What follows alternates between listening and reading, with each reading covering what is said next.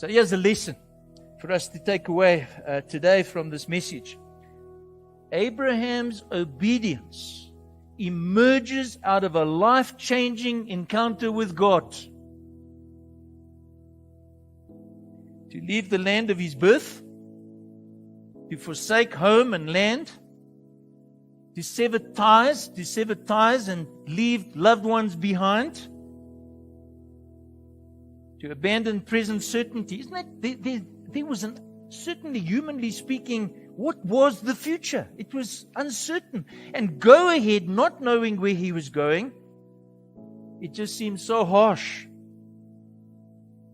to our natural sentiment. Why would God make such a demand of Abraham?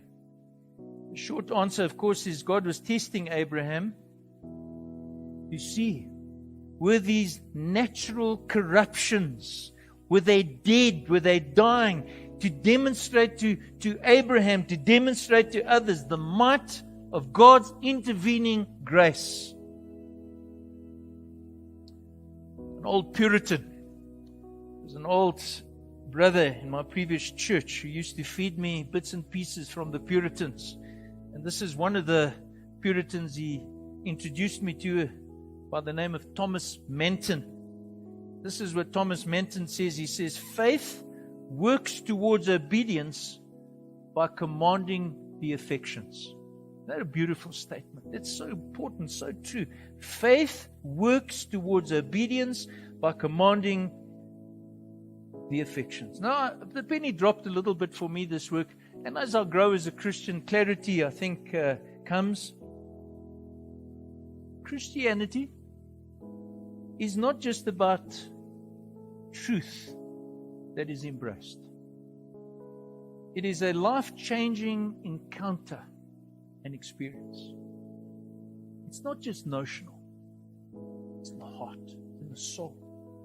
Abraham and his call speaks to us of this miracle of grace which takes place in the soul. And Jesus used that word, born from above, born again, regenerated. And so the evidence of regeneration is found in conversion,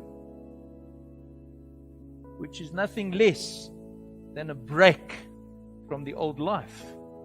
Therefore, it must be obvious to any believer that when a soul has been favored with a real and personal manifestation of God, that change is called of him or her. It's not possible, putting it negatively, it is impossible that any believer would continue in his or her old way of life once you've encountered God. Why? Why is that change inevitable? A new object is before the believer. That object, of course, is the glorious God. A new relationship has been established, reconciled to this glorious God. New desires now fill our heart because the old nature has been pushed down and out and removed, and there's a new nature. And of course, new responsibilities are claimed or are placed on us. And so the moment a man or a woman truly realizes that he or she has to do with God, there must be radical change.